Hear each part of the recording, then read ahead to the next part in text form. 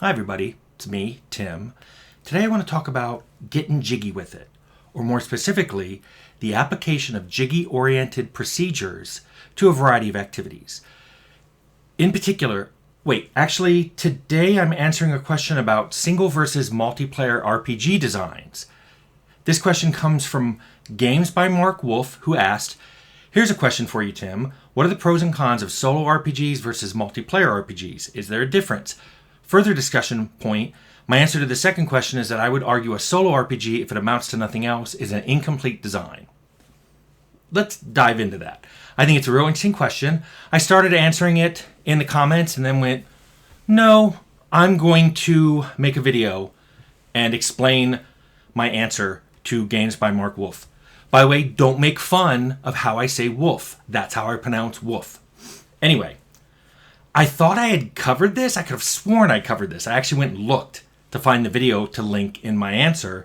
And it turns out what I covered was single player games that are solo versus party based. So it's one person, one single player controlling either a character by themselves or controlling a whole party. But this question is about single player versus multiplayer.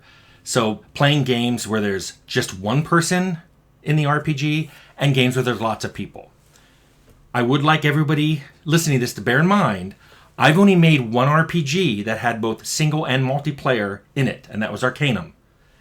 But I did spend 6 years working on an MMO. That was WildStar. 3 years as programming director and 3 years as design director. So all of this is giving me some thoughts of how to answer this question. Let's look at the pros and cons of single-player RPGs.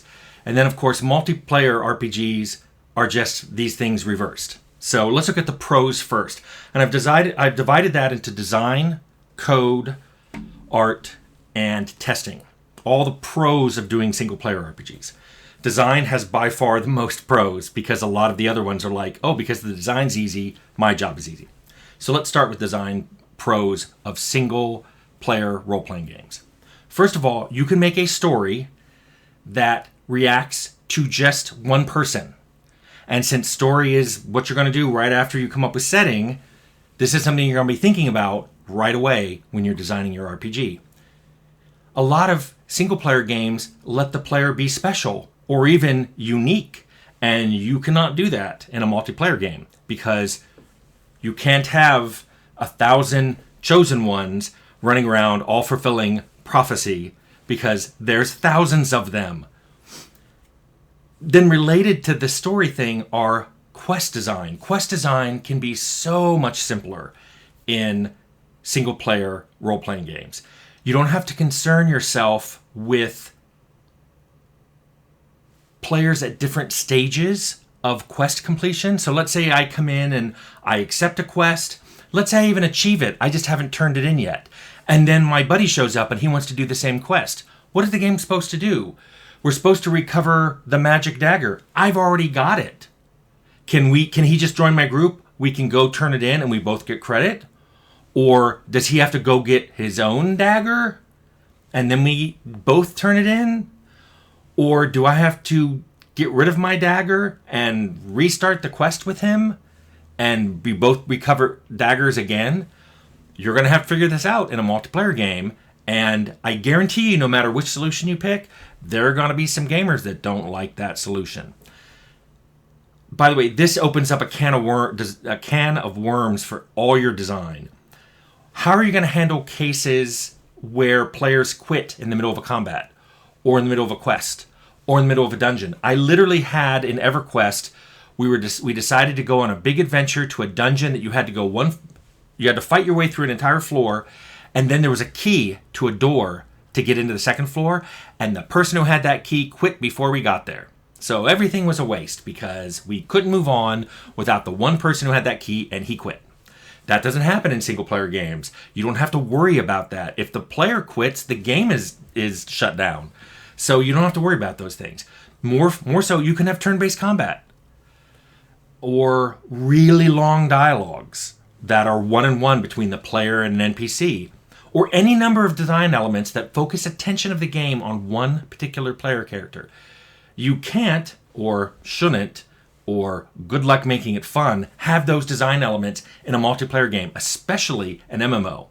Try having turn-based combat in a world with 1,000 players running around.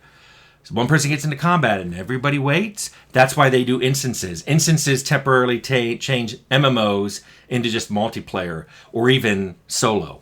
That's why those things even exist. But one really important thing to keep in mind for single-player RPGs, I have an entire video about how you frequently make unique rules for the player that you don't let NPCs have. Things like knocking out an NPC or stunning them or even one-hit kills. You love that as a player, but you don't want that happening to you. You may not be able to have that in multiplayer because you do not want the players doing it to each other. So you end up either saying we're not going to support player versus player combat, so no PvP, or you end up having what I complain about in that video, which is, okay, here's a set of rules you have as a player. Oh, but these particular skills and abilities and spells, they don't work on other players. They do this other thing on other players. And it gets very confusing very fast. So in single player, you don't have to worry about that. There are no other players. It's just you. So then you can, you don't have to worry about having PvP at all, which leads to probably one of the biggest design bonuses of single player that you can possibly imagine, which is no griefing. No matter how carefully you design your game, no matter how much you try to protect players from other players being malicious, griefing is super, super hard to prevent. If you drop an item and another player can pick it up, griefing can happen. If players can talk to other players, you can have griefing because one of them go, oh yeah, that zone is safe for level 2 players. You should go on in. I got your back. Hey, I'll walk you across the bridge. You'll be fine. Griefing. You don't have to do that in a single player game. And because of that, you don't have to spend tons of design time and then code time and art time and testing to put in anti-griefing features. Do not underestimate how much griefing has to be planned for in multiplayer games. Which then, let's go to code, because I think that's enough for design.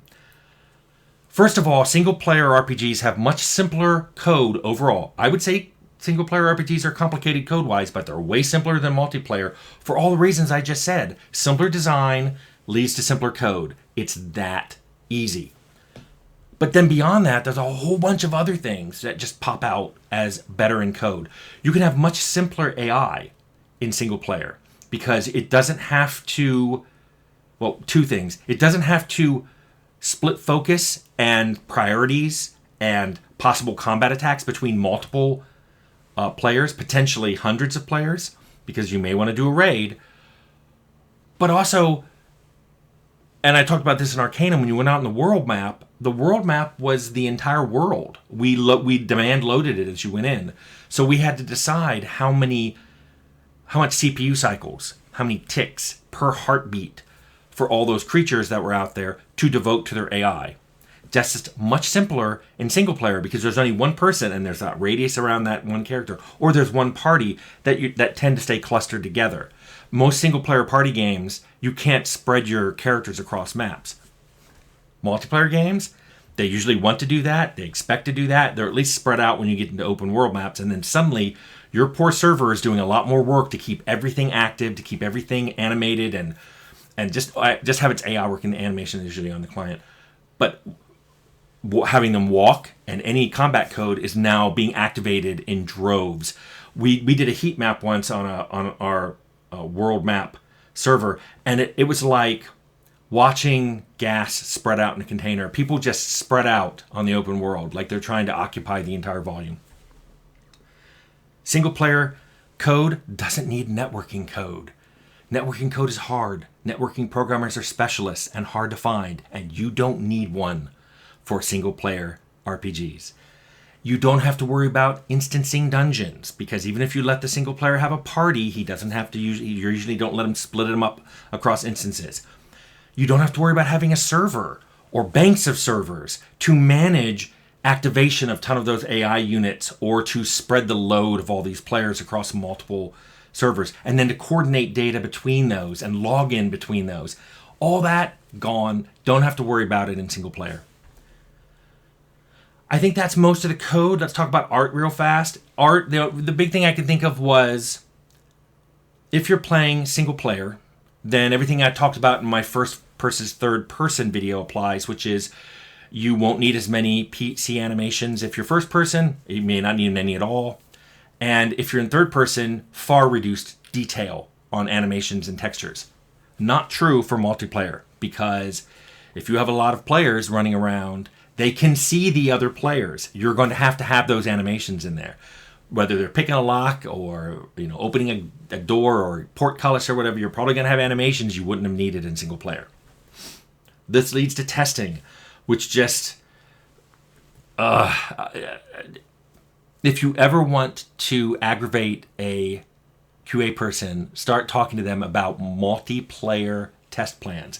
Single player is so much simpler. For all the reasons I've just said, simpler design, simpler code, simpler art requirements lead to simpler testing. There's just far less to test. Because of that, it's also much easier because the testing plans are not only simpler and more straightforward, even though you may have a nonlinear design. There's no need for group testing. You don't have to say, well, how did this dungeon work with 2 people, with 3 people, with 5 people, with 10 people?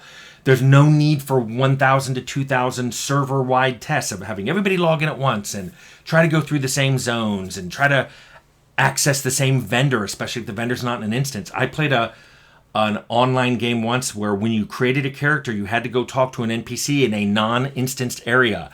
And when the MMO first opened and there were literally 1,000 people making characters at once and jumping in, you couldn't even see the NPC. It was just a mass of people and you couldn't even see them to click on them. It was a mess. I was like, why didn't they instance this? Or we all had communication devices. Couldn't I just call the NPC?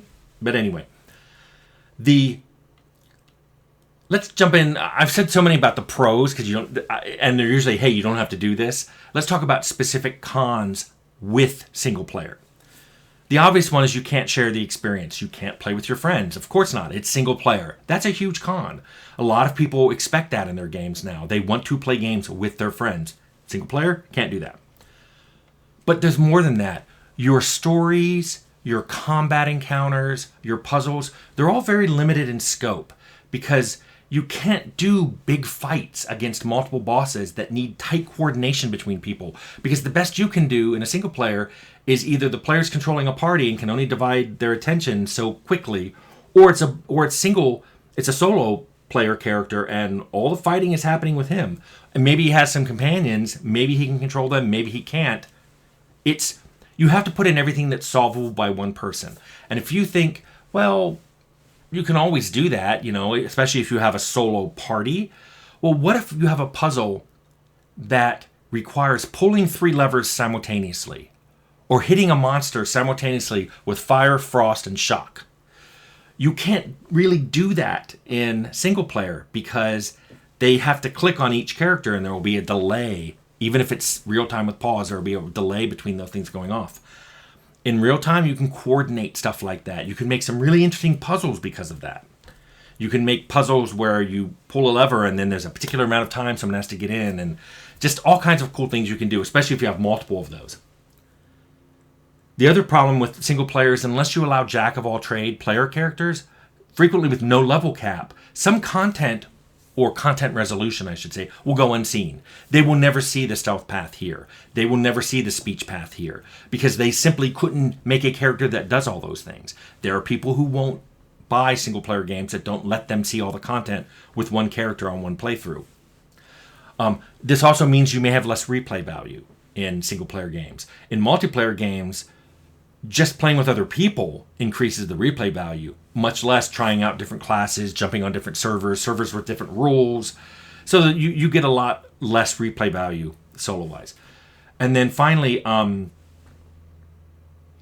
mentioned that you don't have PvP as an advantage. It's also a disadvantage. Some people like PvP. They say, I've never met more clever adversaries than fighting other people. No AI can ever be as clever as other people. So they like PvP. And you're not going to get that in single-player RPGs because there is no PvP.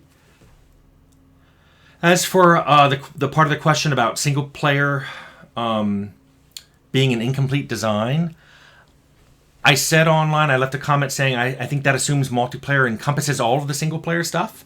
And I think this, what I just said, shows how I disagree with that. I think they are separate design spaces with a lot of overlap. But there are things you can only see in single player, just like there are things you only see in multiplayer. There are things that one of them shines at that the other doesn't, and vice versa. So I think that answers my question. Ooh, I talked for a long time. And I hope Games by Mark Wolf, this answers your question.